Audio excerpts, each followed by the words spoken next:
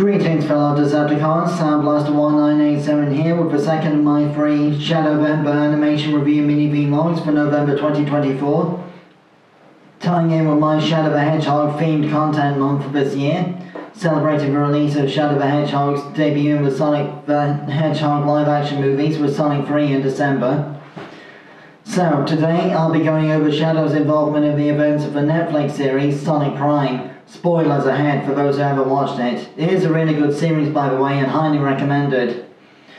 So, the basic premise of Sonic Prime, for those who don't know, is for the battle between Team Sonic, which features, in this case, Sonic the Hedgehog, Tails the Two-Tailed Fox, Knuckles the Echidna, Rouge the Bat, Big the Cat, Amy Rose the Hedgehog, Big's pet frog Froggy, and all their little forest critter friends and whatnot.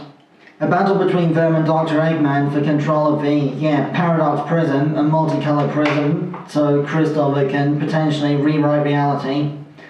That battle went wrong, with Sonic destroying the Paradox Prism to prevent it falling into the wrong hands, much like Knuckles did with the Master Emerald in Sonic Adventure 2 to stop Rouge and Eggman from stealing it. But, because of the powers of the Paradox Prism, this act of destroying the crystal broke the fabric of reality itself. Shadow was outside of the battle at the time this happened because he was chasing the Green Chaos Emerald across Green Hill Zone. But when he finally got hold of the Green Chaos Emerald and turned around to see the cosmic shockwave of energy from the destruction of the Paradox Prism coming his way, he used Chaos Control teleportation with the Emerald to escape from an oncoming blast of energy.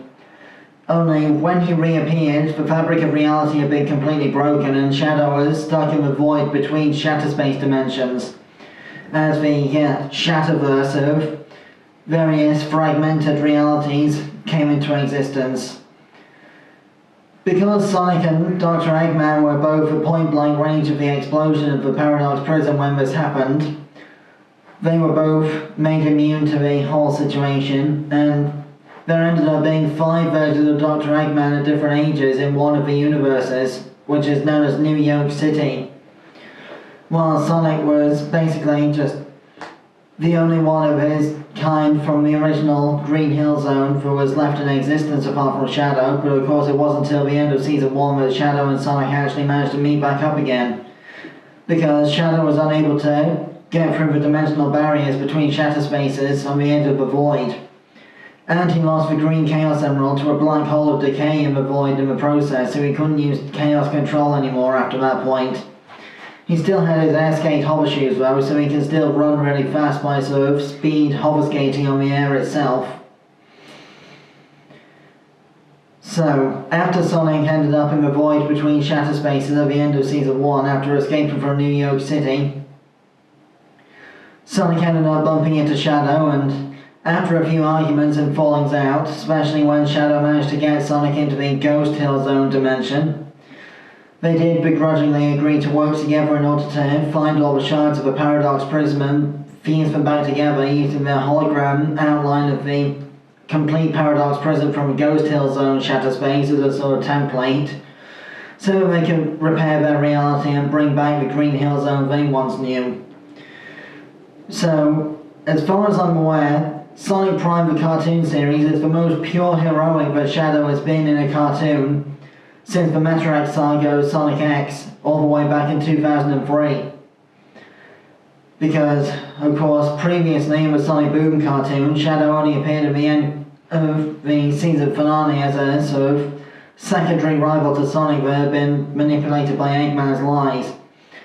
But anyway, in the Sonic Prime series, Shadow is basically Sonic's secondary sidekick for most of the series, since the, various versions of Tails and Knuckles from multiple dimensions throughout the Shatterverse have got their own personal agendas and don't truly trust Sonic because he didn't exist in their timelines.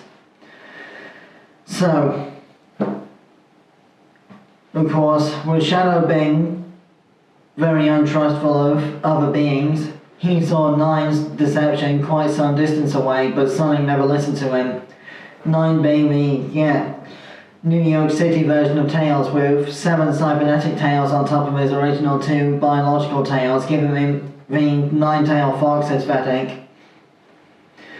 So, of course, Shadow says from the start that Nine wasn't to be trusted, and he was right. But several times throughout Seasons 2 and 3, not only did Shadow refuse to collaborate with Sonic and Nine together, but he often suggested to Sonic that the only way to save their Green Hill Zone would be to kill Nine, which Sonic didn't agree with because, Sonic the Hedgehog doesn't want to kill anybody. Obviously, this version of Shadow doesn't use a gun like he did in the PS2 Shadow the Hedgehog spin-off video game and parts of Sonic Adventure 2. But he might as well still be using guns given the attitude towards killing Nine that he had for most of Season 3. But like I say, this is the most heroic that Shadow has been throughout the entire franchise to this point, because of his previous morally grey situation, and also obviously this is pretty much the only version of Shadow the Hedgehog, apart from Sonic Boom, that has no influence from Maria Robotnik in any way. Because as far as I'm aware, neither General Robotnik nor Maria are ever mentioned by Shadow at any point in the Sonic Prime cartoon series. I'll go into more detail about the Sonic Prime cartoon itself in another video and another animation review altogether. But, for now, that more or less concludes my video about Shadow's involvement in the series. Basically, just a combination of as close to pure good as Shadow can ever get, while still maintaining Shadow's basic dark and brooding personality, still not trusting Sonic, but being forced to work with him for his own survival kind of thing. So, with that said, I've been Sandblaster1987, thanks again for watching. I really hope you do enjoy watching Sonic Prime if you decide to watch it. I'll leave a link in the description below for a cartoon streaming site that I've found it on for those who haven't got Netflix access. Till then, my next animation review will be the 2 episodes of Sonic Boom that Shadow appears in, plus I'll be, doing more Shadow the Hedgehog content until the end of November. Till then, my next video will be my monthly vlog, featuring the history of Maria Robotnik and her bond with Shadow. Till then, till all on one, Chaos Control!